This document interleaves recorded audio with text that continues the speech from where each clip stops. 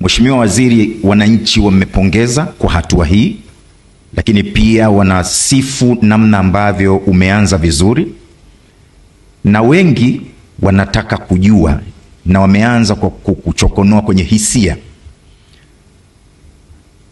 Wengi wanakuuliza kwa mujibu wa tafsiri ya vijana, neno vijana, kwamba ni watu kati ya umri wa miaka 15 hadi 35 hapa Tanzania.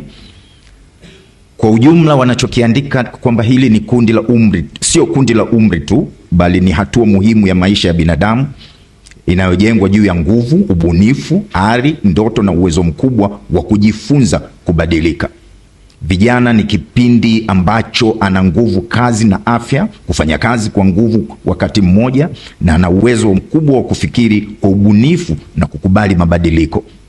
Kwa namna hiyo, kijana sio tu mtu mdogo wa umri, bali ni rasilimali hai ya taifa.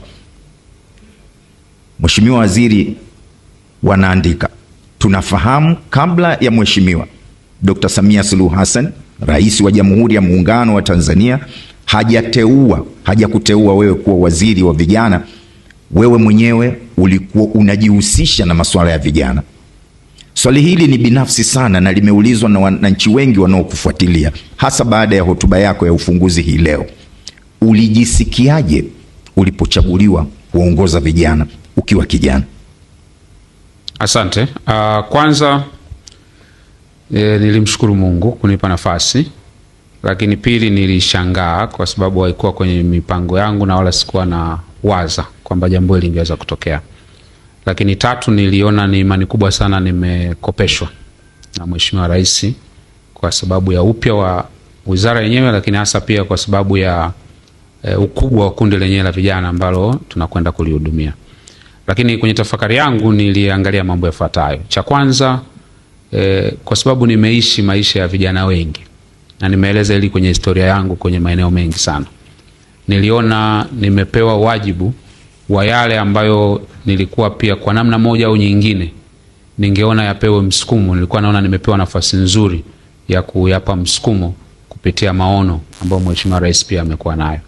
Lakini sambamba na hilo, niliona dhamira ya Mheshimiwa Rais kuhusiana na kundi kubwa la vijana. Na katika hili kuundwa kwa wizara, tafsiri yake kubwa ilikuwa ni kuwapa sauti vijana wa Kitanzania. Na mimi katika shughuli zangu kama ulivyorejea, nimetembea mashuleni, nimetembea vioni, nimetembea kwenye vijiji, nimetembea mijini na maeneo mbalimbali. Moja ya kilio kikubwa sana nilikuwa nasikia vijana wakizungumza ni kwamba wanaona kama vile hawana platform nzuri ya wao kusikilizwa, lakini pia ya wao kupewa kipaumbele.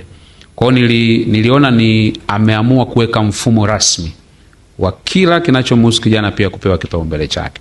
Kwa hiyo kwangu mimi nilichukulia ni wajibu mkubwa, lakini pia nilichukulia ni wito ambao mimi ni mwakilishi wa